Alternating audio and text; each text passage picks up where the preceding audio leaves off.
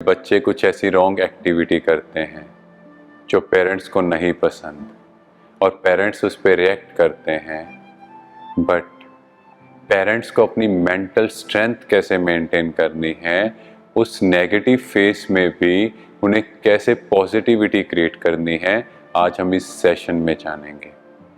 First thing, जब हम negativity create करते हैं तो उससे कुछ होगा नहीं, बट हमारी तरफ से ब्लैक बॉल्स जा रही हैं कि मेरा बच्चा ऐसा है, हाय मेरे बच्चे ने ऐसा ना हो जाए, उसने ऐसा कर दिया, तो वाइब्रेशंस भी बच्चे को इफ़ेक्ट डाल रही हैं और कहीं ना कहीं हमारी हेल्थ भी डिटियोरेट हो रही है, क्योंकि पेरेंट्स की यहाँ ड्यूटी है अपनी इमोशनल हेल्थ को मेंटेन करने की, बिकॉज इमोशनल हेल्थ ही हमारी आगे फिजिकल हेल्थ को इफ़ेक्ट कर रही है।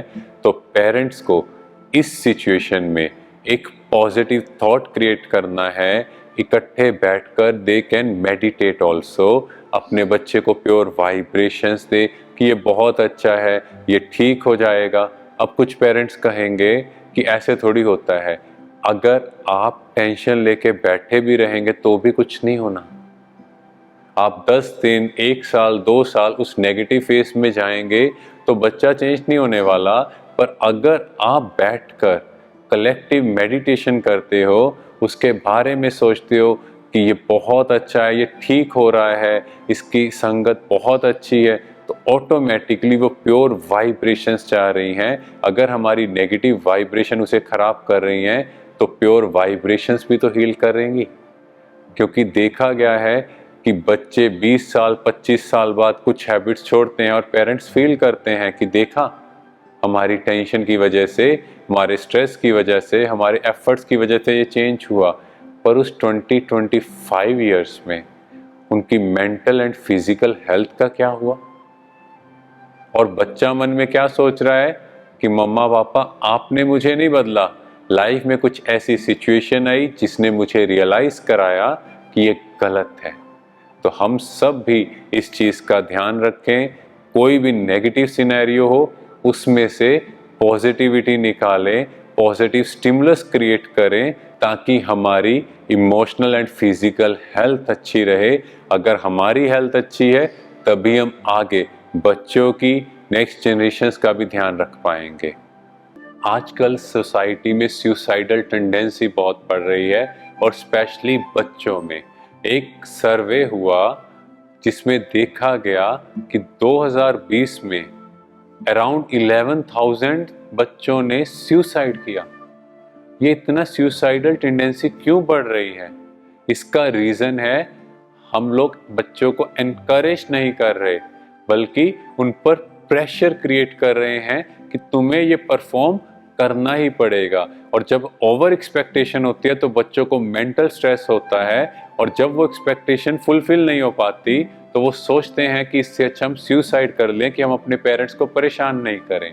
और इस समय वर्ड जो है वो शिफ्ट हो रहा है राइट ब्रेन से लेफ्ट ब्रेन की ओर, माना इमोशनल से लॉजिकल की ओर। अब बच्चे देखते हैं अगर हम अच्छा नहीं परफॉर्म करेंगे तो बहुत लॉजिकल हो जाते हैं कि हमारे साथ कल को क्या होगा, तो इससे वो बेटर समझते हैं कि हम सुसाइड कर लें। बिकॉज जब उनको मेंटल सपोर्ट नहीं मिल रही, उन्हें रिजेक्शन मिल रही है, तो वो कहीं ना कहीं अपने आप को हैंडल नहीं कर पाते। और इवन आजकल जो रिलेशनशिप फेलियर भी हो रहे हैं, बिकॉज जो मेंटल प्रेशर है उसकी वजह से हमारी किसी के साथ नहीं बन पाएगी, क्योंकि हम क्या चाह रहे हैं कि हर कोई मुझे बहुत अच्छे से ट्रीट करे, मेरी केयर करे, मुझे प्यार से पूछे। That is not possible. इसीलिए ये प्रेशर जब हैंडल नहीं होता, कंसंट्रेशन नहीं बन पाती, और जब कंसंट्रेशन नहीं बनेगी तो अल्टीमेटली हमारी आउटपुट और कम हो जाएगी, तो सुसाइड के चांसेस और ज़्यादा बढ़ सकते हैं। तो इसीलिए यहाँ फैमिली की ड्यूटी है कि एटलीस्ट एक टाइम ऐसा फिक्स करें कि सारे फैमिली मेंबर एक टेबल पर इकट्ठे खाना खाएं, चीज़ों को डिस्कस करें, जो भी हेल्थ इश्यूज हैं, जो भी मेंटल इश्यूज हैं, सब चीज़ों की डिस्कशन होनी चाहिए। आपस में प्यार भरी जब बातें होंगी तो ऑक्सीटोसिन सिक्रीट होगा जो फैमिली बॉन्डिंग को और स्ट्रॉन्ग करेगा। और बच्चों के अंदर जो फियर है, fear means false evidence appearing real, तो इस चीज को खत्म करेंगे जिससे बच्चा जो आने वाले समय में प्रॉब्लम्स हैं उनको बेटर मेंटल स्ट्रेंथ से डील कर सकता है। एक बहुत कॉमन क्वेश्चन है कि सुसाइड के बाद हम सारे बॉन्डेजेस से फ्री हो जाएंगे, माना जो इस लाइफ की टेंशन है, प्रॉब्लम है, वो हमारी खत्म हो जाएंगी। क्या ऐसा है? देखो, हमें ये समझना है कि आत्मा ने शरीर छोड़ा।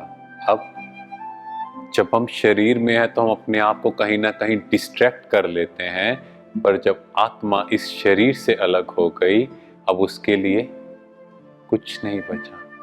और 24 आवर्स उसी थॉट्स में घूमती रहेगी। उसके अंदर यही नेगेटिव थॉट्स आते रहेंगे कि मेरे साथ ऐसा हुआ।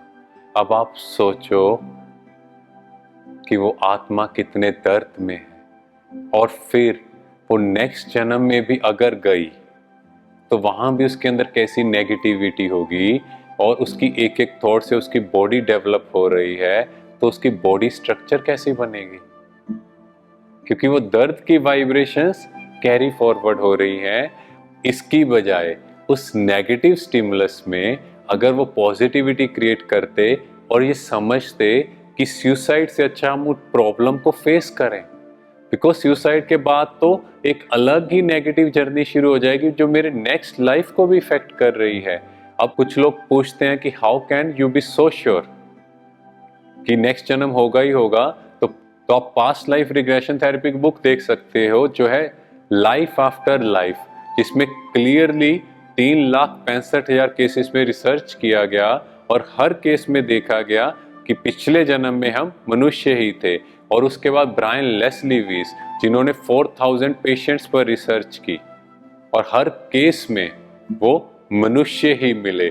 और इसके बाद हम शास्त्रों की बात करें तो भागवत में भी वर्णन है श्री नारद का कि पिछले जन्म में वो और उनकी माँ ने बहुत तपस्या की और उस तपस्या के बल से वो श्री नारद बने।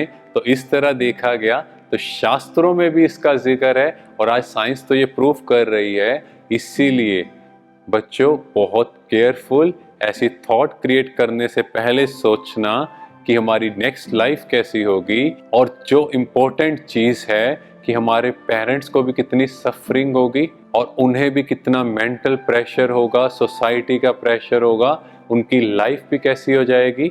इसीलिए जो ऐसी सोच भी रखता हो उनको भी ये वीडियो जरूर दिखाएं ताकि उन्हें पता हो कि लाइफ की क्या वैल्यू है।